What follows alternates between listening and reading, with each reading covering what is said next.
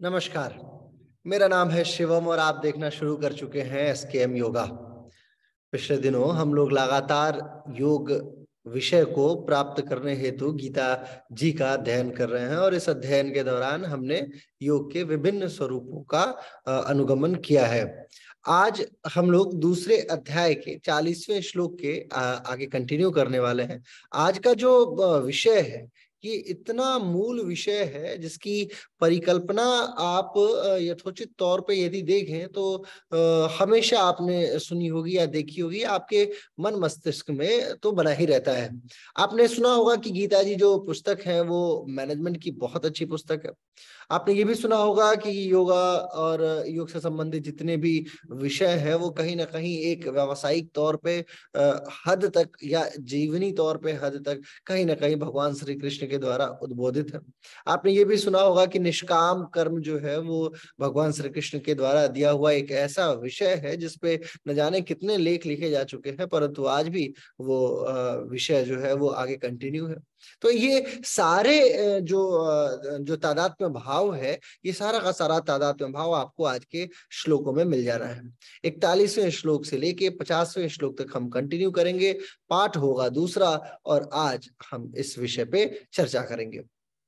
दूसरे अध्याय का 41वां श्लोक क्या है? दूसरे अध्याय के 41वें श्लोक में भगवान बोलते हैं, व्यवसायत्मिका बुद्धि रेखे कुरु नंदना बहुशाखा हनंताश्च बुद्धियो व्यवसायी नाम। इसका मतलब ये है, देखिए व्यवसायिक बुद्धि जो है ना उसको उसकी बात कर रहे हैं कि हे कुरु नंदन, हम जितने भी लोग हैं या ये जो बुद्धि है इसकी प्राप्ति के विषय में व्यवसायिक बुद्धि जो होती है वो एक ही होती है।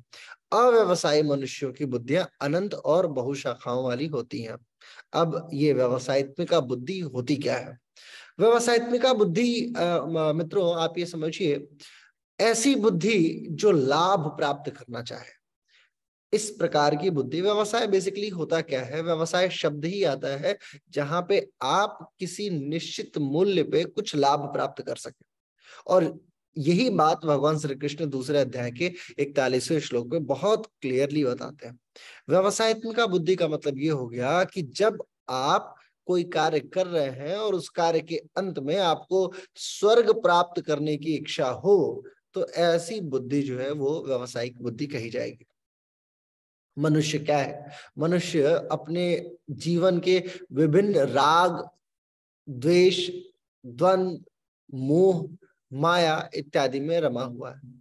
और वेद ये कहते हैं कि आप सभी जो है वो अपने जीवन को अच्छा बना सकते हैं, निम्न कार्य कीजिए और इन कार्यों को करने के बाद स्वर्ग की प्राप्ति कर लीजिए। ऐसे बुद्धि को, ऐसे ऐसे प्रयोजन को व्यवसायिक बुद्धि कहा जाता है। देखिए भगवान जो है जब सांख्य योग की बात कर रहे हैं तो वहां पे इन्हीं बातों को बताते हैं कि आप युद्ध कीजिए, आप स्वर्ग की प्राप्ति कर सकेंगे। परंतु जब वो यहाँ कर्म योग बताने पे आते हैं तो सबसे पहला अवक्षेपण जो टिप्पणी है भगवान की, वो किस पे है? व्यवसायिक बुद्धि पे ही है। होता है ना, जैसे छोटे से बच्चे को जब हम मोटिवेट कर रहे होते हैं तो बोलते हैं ठीक है ये टॉफी खा लो, ये चॉकलेट ले लो। चॉकलेट देते देते लेकिन जैसे जैसे वो बच्चा कार्य करने लग जाता है तो कालांतर में हम उसे बताते हैं कि बेटा ये चॉकलेट ठीक नहीं है और आपको ये चॉकलेट छोड़ देनी होगी, क्योंकि इससे आपके दांतों पे इम्पैक्ट आएगा। और वो बच्चा फिर समझ जाता है और धीरे धीरे छोड़ देता है। भगवान भी कुछ इसी प्रकार के उदाहरणों का भरपूर समन्वयोजन कर रहे हैं, बता रहे हैं, और ये वाणी जो है जो व्यावसायिक बुद्धि का है डिस्क्रिप्शन, वो यही है। मनुष्यों का उद्देश्य क्या है? समता को प्राप्त करना है, किसी भी कंडीशन में इक्विलिब्रियम को प्राप्त करना है, ऐसा भगवान मानते हैं। भगवान का कहना है कि परमात्मा का जो स्वरूप है वो समता में है। समता का मतलब इक्वालिटी में है, ये नहीं कि लेफ्ट या राइट नहीं, वो हमेशा मध्यस्थ मार्ग लेने की कोशिश करते हैं। और इसी समता को जब प्राप्त करने के लिए आप दुनिया के तमाम मोह माया द्वेष द्वंद इत्यादि का त्याग करते हैं और आप ये नहीं सोचते हैं कि आपको किसी प्रकार के स्वर्ग या नरक या इत्यादि इत्यादि किसी भी चीज की कामना है, और जब आप कामना रहित हो जाते हैं तो आप व्यावसायिक बुद्धि से परे हो जाते हैं। बहुशाखा अनंताश्च बुद्धियो व्यवसायिनः, यानी कि जो व्यवसायी बुद्धियां होती हैं उनकी इतनी शाखाएं हैं कि आप उसकी कल्पना नहीं कर सकते। अब शाखाओं का मतलब लाभ चाहिए, किसी को हानि चाहिए, किसी को सुख चाहिए, किसी को कीर्ति चाहिए, किसी को कुछ भी, अलग अलग बहुत सारी चीजें, सबकी अलग अलग कामनाएं, अलग अलग इच्छाएं हैं। उन्हीं इच्छाओं का त्याग जब आप करते हैं तो आप अव्यावसायिक बुद्धि में होते हैं, और भगवान जो है वो इसी प्रकार के बुद्धि योग से संबंधित विषयों को अपनाते हैं और ऐसे ही विषयों को वो आगे कहते हैं। देखिए 9वें अध्याय के 30वें श्लोक में कर्मयोग की जब बात होगी तो उसमें वहां पे भी आप देखेंगे कि व्यावसायिक बुद्धि का वर्णन है। दूसरे अध्याय का 41वां श्लोक जिसपे हम लोग अभी चर्चा कर रहे हैं, और 9वें अध्याय का 30वां श्लोक भी, ये दोनों बुद्धि के साथ में, व्यावसायिक बुद्धि के साथ में संबंधित है। 42वां श्लोक जो है वो भगवान कहते हैं यामिमाम पुष्पिताम वाचम प्रवदन्ते विपश्चितः वेद वादारतः पार्थ नान्यदा स्थिति वादिनः। इसका मतलब देखिए दूसरा अध्याय जो है ना, ये बड़ा सामान्य अध्याय नहीं है, इसमें एक एक बात इतनी इतनी जबरदस्त है। अब जैसे 42वां श्लोक जो है और 43वां श्लोक अगर आप देखेंगे, 43वें श्लोक में भी ऐसी है, कामात्मनः स्वर्ग परा जन्म कर्म फल प्रदाम क्रिया विशेष बहुलाम भोगे ऐश्वर्य प्रगतिम प्रति। मतलब ये हो गया 42वें और 43वें श्लोक को यदि एक साथ समझा जाए तो भगवान कहते हैं हे पृथानंदन, जो कामनाओं में तन्मय हो रहे हैं वो स्वर्ग को ही श्रेष्ठ मानते हैं और वेदों में कहे हुए सकाम कर्मों में प्रीति रखते हैं। सकाम का मतलब हो गया ऐसे काम जिसका रिजल्ट आपको चाहिए, ऐसा वर्कआउट करना जिसपे आपको रिजल्ट, आप फिक्स हो कि मैं ये करूंगा तो ये मुझे मिलेगा, ये ऐसा करूंगा तो ऐसा मुझे प्राप्त होगा। सकाम कर्म में प्रीति रखने वाले होते हैं। यानी वेदों के ऊपर भी टिप्पणी है भगवान के द्वारा 42वें और 43वें श्लोक में। भगवान बोलते हैं कि भोगों के सिवाय और ऐसा कुछ भी नहीं है।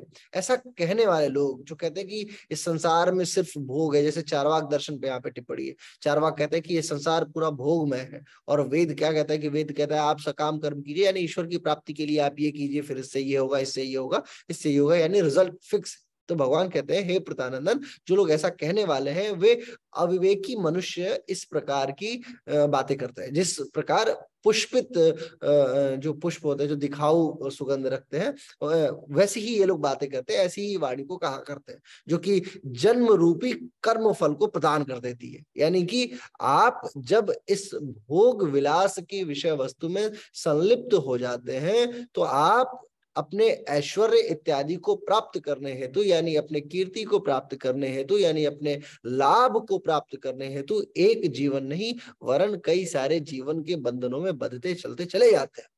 और ये व्यवस्था ऐसा नहीं है कि आज टूट जाएगी तो कल, आज जुड़ गई तो फिर कल नहीं टूटेगी, ऐसा नहीं है। आज जुड़ी तो वो कंटिन्यू जुड़ती चलती चली जाती, और बहुत सी क्रियाओं का वर्णन होता चलता चला जाता है। 43वां श्लोक जो है वो यही बात कर रहा है। 42वें को देखिए, यामिमाम पुष्पिताम वाचम प्रवदन्ति विपश्चिता वेद वादारता, जैसा वेद कहा करते हैं, पार्थम यानी हे प्रथानंदन नान्य स्थितिवादिनः, है ना, कामात्मनम स्वर्ग परा, यानी काम से युक्त स्वर्ग की उपस्थिति, यानी कि सकाम कर्म जो है।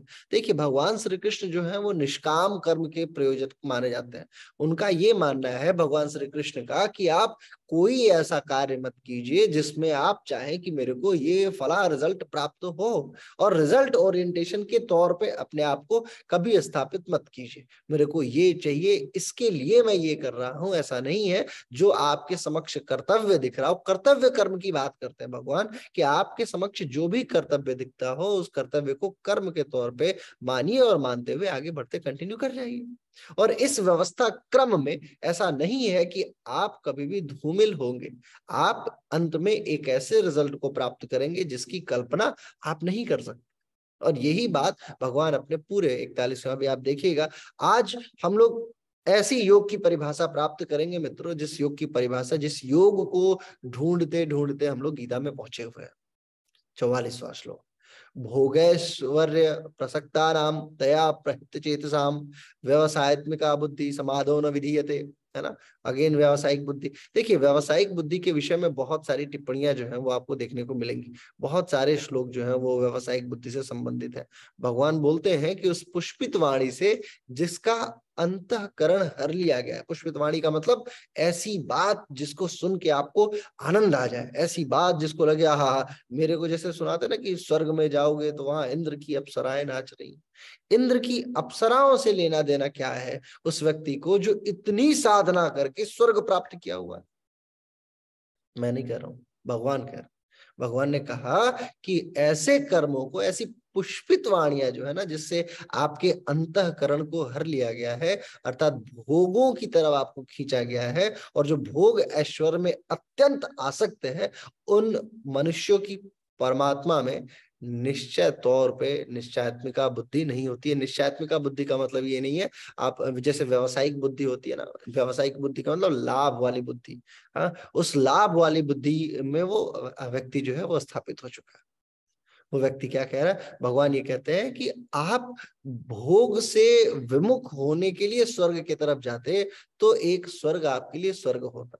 लेकिन यदि आप अगेन इतनी जीवन भर मनुष्य योनि में साधना की और वापस आप स्वर्ग में ऐश्वर्य की तरफ जा रहे हैं, आप उन कीर्तियों की तरफ जा रहे हैं जिन कीर्तियों की आपको कोई आवश्यकता नहीं है, ऐसे ऐसे जीवन को आपने जिया है समस्त अपने अपने भौतिक काल में, जब आप पृथ्वी पर रहे हैं, कालांतर में आप फिर जाएंगे और उन्हीं भोगों, उन्हीं विलासों में आप फिर से संलिप्त होंगे, तो वापस आपको मनुष्य योनि प्राप्त करनी है। इसलिए हे अर्जुन, देखिए ये ऐसी बात है, भगवान चूंकि स्वयं अधिपति है ना, वो तो स्वर्ग के, वो क्यों बता रहे हैं, क्यों, क्योंकि अर्जुन से जैसा प्रेम उन्होंने किया वो अर्जुन के माध्यम से समस्त संसार को बता रहे हैं। बहुत सारे ऐसे लोग आपको देखने को मिलेंगे जो ये टिप्पणी करते हैं कि भगवान नहीं बोल रहे थे, उस समय स्वयं काल बोल रहे थे। जिस समय अर्जुन को गीता का ज्ञान दिया जा रहा था उस समय ऐसा माना जाता है, बहुत सारे ऐसे लेखक हैं जो ये बोलते हैं कि नहीं, उस समय भगवान अपनी वाणी से पे नहीं थे, वो तो ये बोले मैं आया हूं, मैं बोल रहा हूं। ऐसे कई जगहों पे आपको गीता में श्लोक देखने को मिलेंगे। तो लोग कहते हैं कि वो उस समय जो मैं आया हूं बोले, एक्चुअली वो काल है, यानी कि जो महाकाल, यानी कि और भी देवादिदेव विभिन्न प्रकार के जो टिप्पणीकार हैं उनकी अपनी अपनी टिप्पणियां हैं।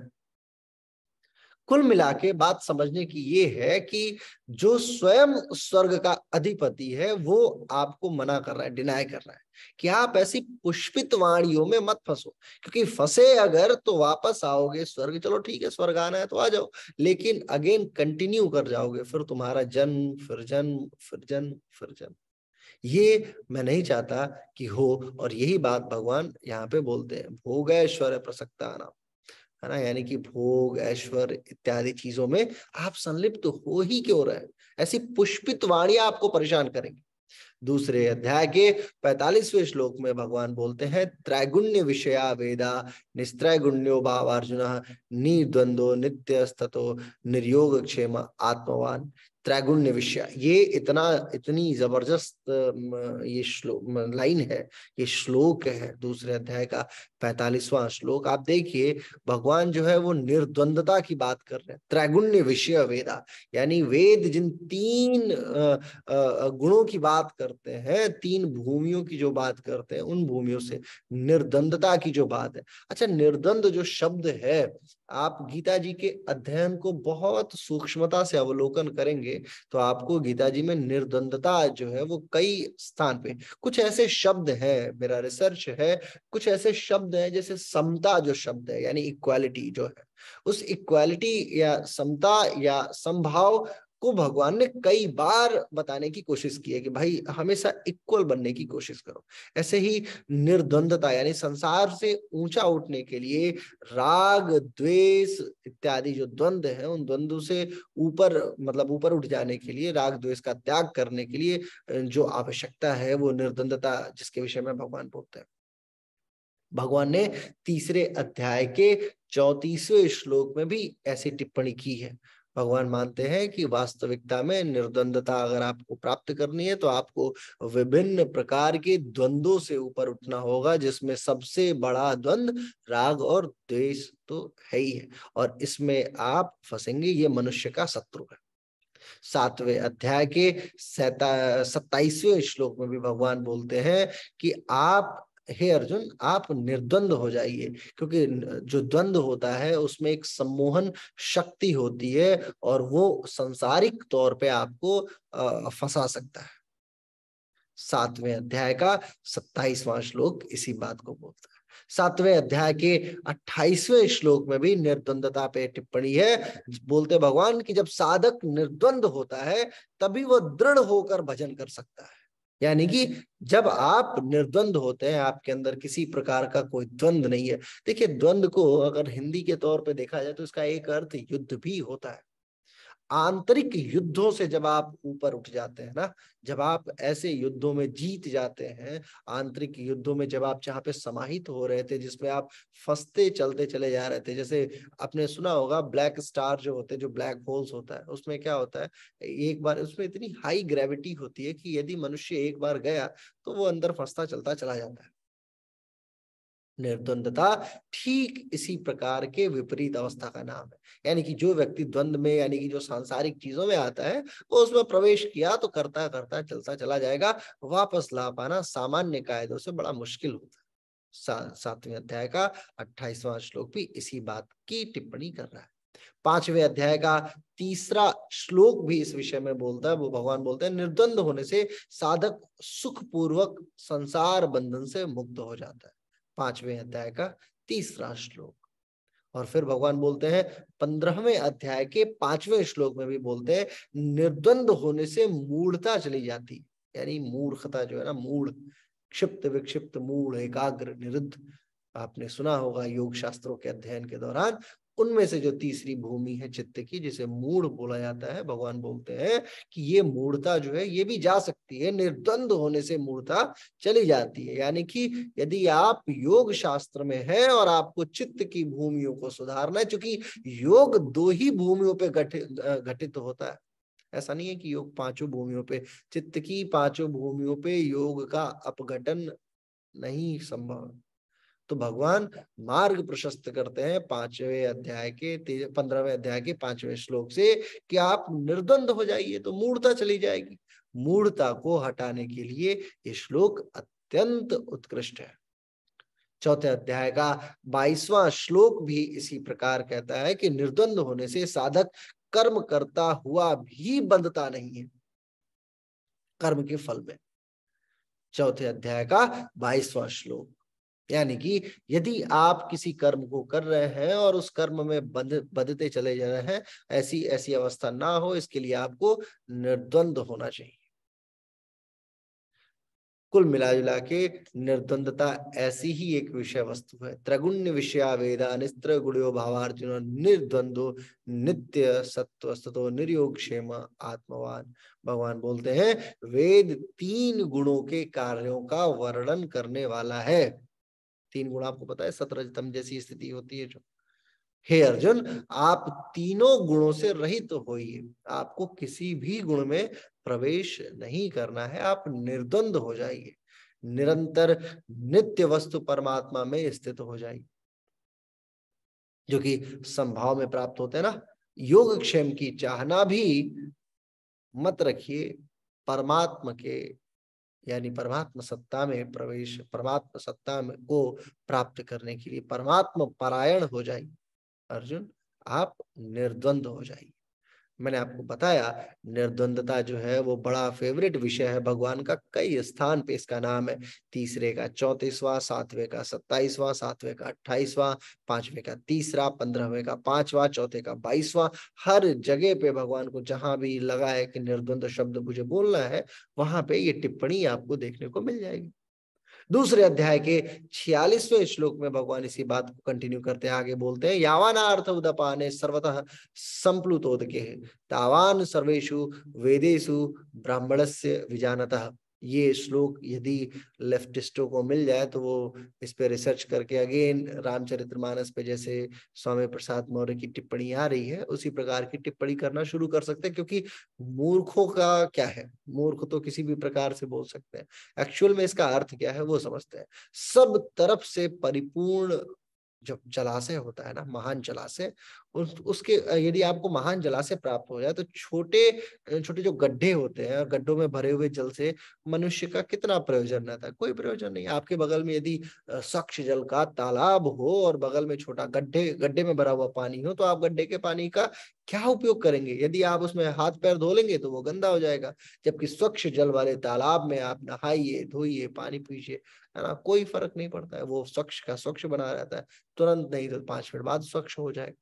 तो भगवान बोलते हैं जितना छोटे गड्ढे का प्रयोजन रहता है, यानी कि टोटल कुछ भी प्रयोजन नहीं रहता है, वेदों और शास्त्रों के तत्व को जानने वाले ब्रह्म ज्ञानी संपूर्ण वेदों में उतना ही प्रयोजन रखते हैं, यानी कि उनका कोई प्रयोजन नहीं रहता। जब आप ईश्वरीय सत्ताओं को प्राप्त करना सीख जाएंगे, जब आपको ये पता चल जाएगा कि ईश्वर में किस प्रकार से संलिप्त होना है, तो वेद और वेद के तमाम शाखाओं में जितनी बातें लिखी हैं वो आपके लिए जरूरी है। छोटा गड्ढा हो सकता है लेकिन उसकी कोई उपयोगिता नहीं रहती, क्योंकि आप अब ब्रह्म को जानने लगे।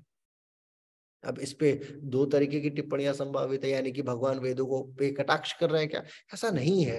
वो ये बता रहे हैं कि आप इनिशियल स्टेप्स तो लेके चलेंगे ना भाई। आप इतने बड़े हो गए कि आप बड़े जलाशय तक पहुंच पाए हैं, तो ऐसा तो है नहीं कि उन छोटे गड्ढों का कोई उपयोग नहीं रहा होगा।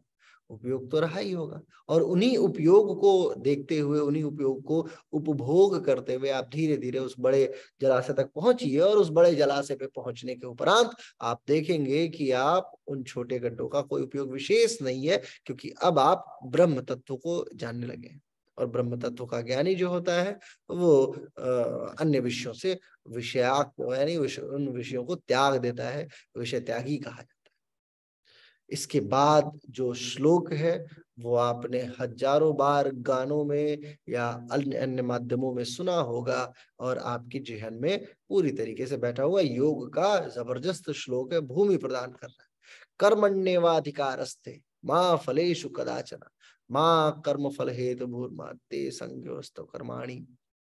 यानी कि कर्मण्येवाधिकारस्ते माँ फलेषु कदाचन, कर्म के अंदर, कर्म की जो बात है, भगवान ने कर्म योग, मैं बताना आपको, सांख्य योग के अलावा यहाँ पे कर्म योग की बात चलनी शुरू हो गई। भगवान बोलते हैं कि तेरा कर्म में अधिकार है अर्जुन, यानी हे अर्जुन, आप जो है वो अपने कर्म पे अधिकार रखिए, ज्ञान निष्ठा में नहीं। वहां यानी कर्म मार्ग में कर्म करते हुए आप फलों में अधिकार न हो, इसके लिए मतलब आप फलों की इच्छा मत कीजिए। यदि कर्म फल में आपकी तृष्णा होगी, यानी कि आप सोचेंगे कि कर्म का फल जो हो वो मुझे प्राप्त हो, कर्म फल में आपकी तृष्णा होगी, तो मतलब हे अर्जुन, आप जो है वो कर्म फल प्राप्ति के कारक बन जाएंगे। और इस प्रकार कर्म फल के प्राप्ति का आप कारण बनिए ही मत, है ना। क्योंकि जब मनुष्य कर्म फल की कामना से प्रेरित होकर कोई कार्य करता है, कर्म करता है, तब वह कर्म फल के भोग हेतु पुनर्जन्म का कारक बन जाता है, और वापस उसके पुनर्जन्मों की संभावना बढ़ जाती है। तो भगवान बोलते हैं कर्मण्येवाधिकारस्ते माँ फलेषु कदाचन, कर्म करने मात्र में तुम्हारा अधिकार, फल में आपका अधिकार नहीं है। फल के विषय में मत सोचिए, है ना। आप कर्म और अकर्म के विषय में अपनी अपनी भावनाओं को दृढ़ कीजिए। अब कर्मों में इतना बड़ा सिद्धांत है ना, इस पे बहुत सारे टिप्पणीकार हैं। आनंद गिरी जी एक बड़े विद्वान हुए हैं, उनकी टिप्पणी संस्कृत में है, और उन्होंने बहुत मतलब लंबी लाइनें लिखी हैं इस कर्मफल के सिद्धांत पे, भगवान के कर्मफल के सिद्धांत को, कि वो कर्म के फल को क्यों मना कर रहा है। और मनुष्यों के लिए तो वास्तविकता में देखा जाए आज के समय में तो कर्म के फल के बिना कोई आदमी कार्य ही नहीं करता है। एक पेड़ भी लगाता है तो वो ये सोचता है कि क्यों ना इस पेड़ से मुझे क्या लाभ प्राप्त होना है, और वो उस लाभ के लिए वो पेड़ लगाता है। यानी आम का पेड़ लगाएगा तो वो ये सोचेगा कि ये कल को बड़ा होके मुझे आम का फल तो देगा ही, और जिसको मैं बेच के ये करूंगा वो करूंगा इत्यादि इत्यादि। हर व्यक्ति लाभप्रद परिस्थिति में ही कार्य करना चाहता है, हानिप्रद परिस्थिति में कार्य नहीं करना चाहता। जैसे फॉर एग्जाम्पल एक व्यक्ति है जिसने अपना कोई एंटरप्राइज स्थापित किया, यानी बिजनेस स्थापित किया, सामान्य भाषा में समझते हैं। और जब वो कोई भी व्यक्ति, आप एक बात समझिए, ऐसा होता ये संसार जो है वो पूरी तरीके से अगर कर्म पे ही आधारित होता, तो फिर जितने भी बिजनेस है वो सारे प्रॉफिटेबल ही होते हैं, क्योंकि नुकसान तो होता है नहीं, क्योंकि कौन है जो अपना नुकसान चाहता है। तो कर्म फल में ऐसा तो है नहीं कि आप जो कर्म कर रहे हैं उस कर्म में आपका पूरा होल्ड बना हुआ है, कंट्रोल बना हुआ है, ऐसा तो है नहीं। क्योंकि यदि ऐसा होता तो कोई बिजनेस, जिसने बिजनेस, मान लीजिए मैंने कोई एक बिजनेस ओपन किया, तो मैं ये क्यों चाहूंगा कि मुझे नुकसान हो। मेरा तो यही होगा कि भैया मैं बिजनेस कर रहा हूं, मुझे प्रॉफिट ही प्रॉफिट हो। कर्म में आपका कर्म के फल में कोई योगदान होता ही नहीं।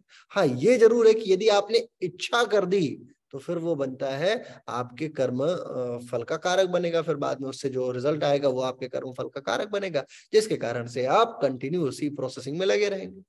इसलिए भगवान कहते हैं कि आपका जब कोई कंट्रोल है ही नहीं है तो मूर्खता क्यों करते हो, क्यों उसमें इंटरप्ट करते हो। अपने आपका जो कर्तव्य कर्म है, निष्काम कर्म है, यानी कि ऐसा आपके सामने जो चीज आई उस चीज को कंटिन्यू कर जाइए। ये मत सोचिए कि उसमें लाभ कितना है, हानि कितनी है, जस कितना है, अपजस कितना है, क्योंकि लाभ हानि जीवन मरण जस अपजस विधि हाथ, मैंने पहले भी बताया आपको। तो भगवान ने इस 47वां श्लोक जो है इसके माध्यम से भगवान बताते हैं कि आप जो है कर्म के ऊपर अधिकार रखिए, फल के ऊपर अधिकार मत रखिए। आप ये मत सोचिए कि फल क्या है, क्योंकि वो आपका है ही नहीं। फल वो तो आपके कर्तव्य की प्रेरणा के आधार पे आपको प्राप्त होना। अब आएगा योग का श्लोक। योगस्थ कुरु कर्माणि संग त्यक्त्वा धनंजय सिद्ध सिद्धियो समो भूत्वा समत्वम योग उच्यते। योग की परिभाषा सर्वप्रथम 41वें श्लोक में प्राप्त होती है। अब आप देखिए यहाँ पे जब आप कंटिन्यू, ऐसा होता ना जब योगाचार्य पढ़ाते हैं या पढ़ते हैं तो सीधे बोलते हैं सिद्ध सिद्धियो समो भूत्वा, यानी सिद्धि में असिद्धि में सब में समान हो जाइए, और समता का नाम ही योग है। ये तो सामान्य बात हो गई, लेकिन किस प्रकार भगवान इस श्लोक तक पहुंचे हैं वो बड़ा जबरदस्त है। समता तक पहुंचने के लिए व्यवसायत्मिका बुद्धि, बुद्धि योग है ना, और क्या कहते हैं निर्द्वंदता इत्यादि कितने बड़े बड़े सिद्धांत पीछे दे दिए भगवान ने, तब जाके समता योग की तरफ आए।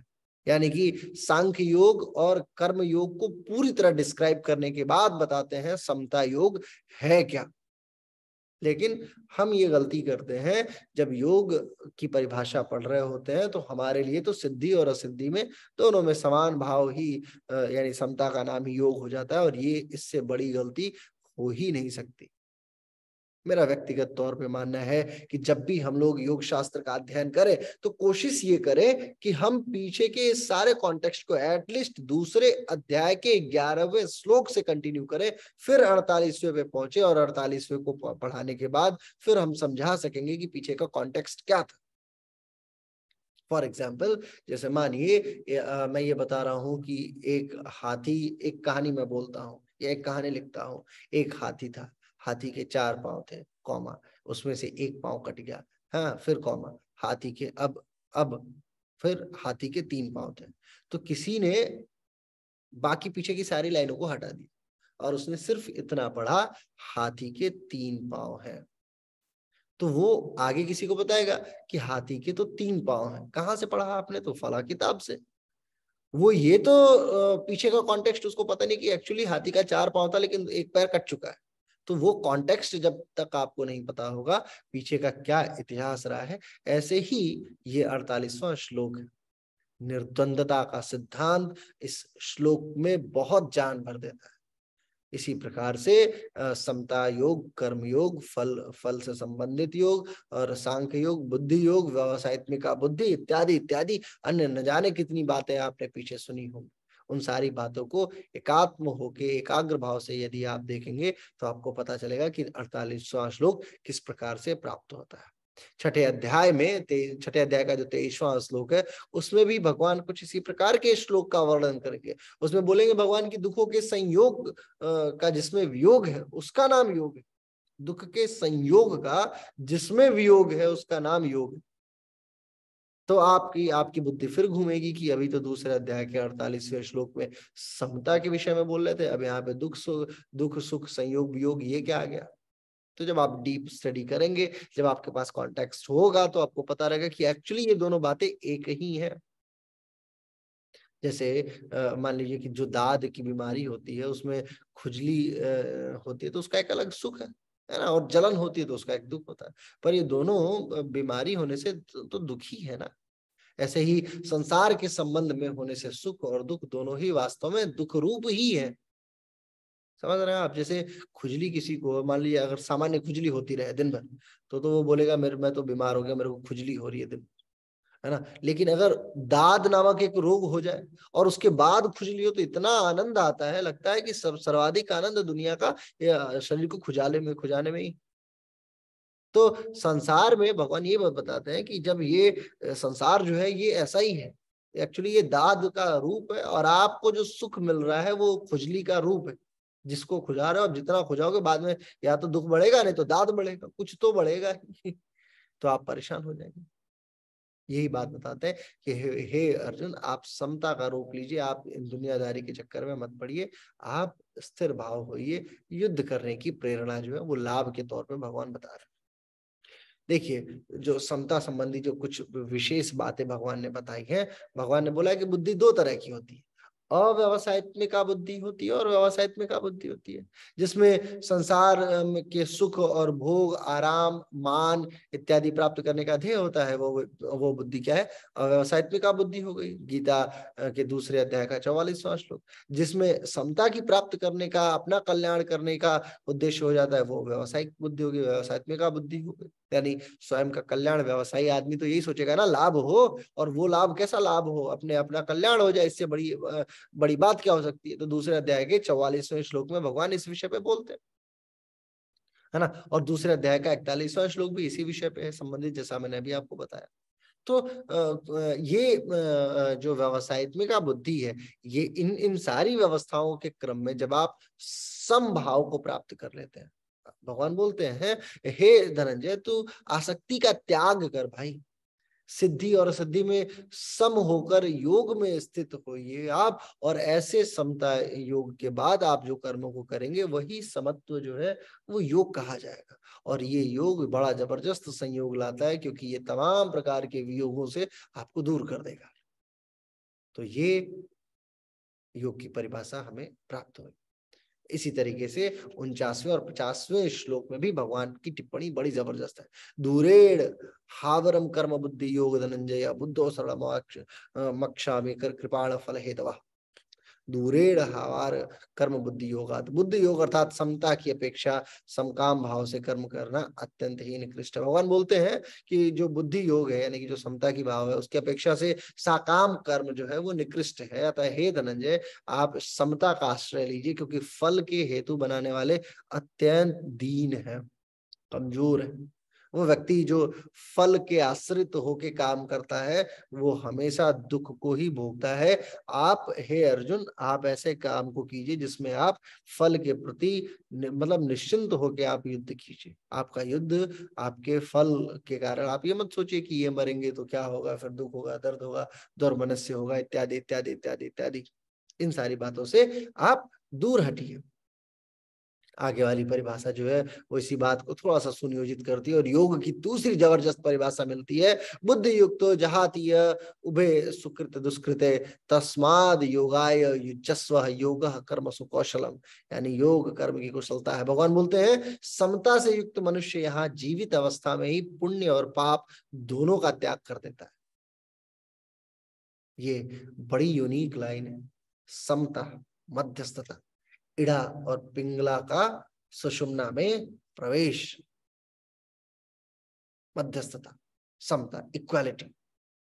भगवान बोलते हैं, आप समता में, समत्व में लग जाइए, क्योंकि योग जो है वो कर्मों में कुशलता माना जाता है, कर्मों में कुशल है।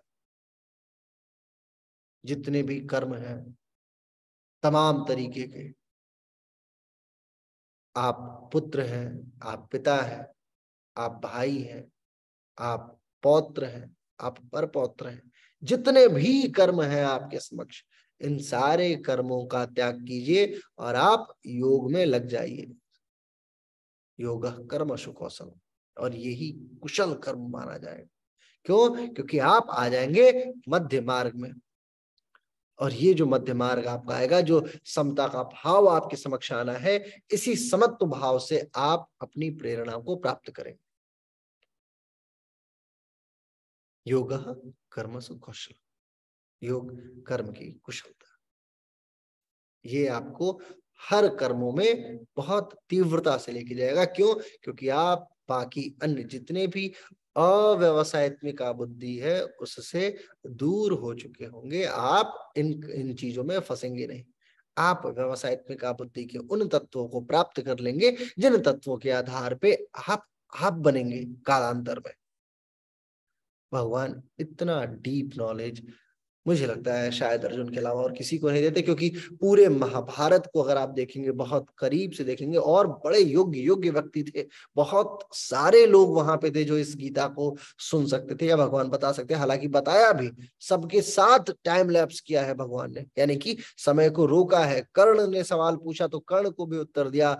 खुद भीष्म पितामह ने भी प्रश्न पूछा कि हे प्रभु बताइए क्या मेरी गलती थी, क्यों आखिर मैं ऐसे सैया पे लेटा हूं। तो उस समय सबकी बाणी जो थी उनको रोक दी और भगवान उनको फिर वहां भी ज्ञान दिए। लेकिन जो ज्ञान इन्होंने अर्जुन को दिया है, मुझे लगता है वो ज्ञान स्वयं जो है वो एक बार रिमेम्बर कर रहे थे भगवान कि हाँ ये मेरा वाला ही है।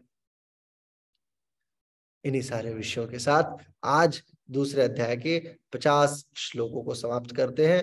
कल के वीडियो में दूसरे अध्याय के दूसरे से 50 से 51 में से लेके 60वें श्लोक के विषय में टिप्पणी करेंगे और आगे 70 यानी कि दूसरा पाठ हमारा 70-71 श्लोकों के साथ में समाप्त होगा। तीसरे अध्याय पे फिर हमारा फोकस बनेगा। आज हम लोगों ने योग विषय के 2 परिभाषाओं को प्राप्त कर लिया। आपके समय सहयोग के लिए बहुत बहुत आभार। धन्यवाद। नमस्कार।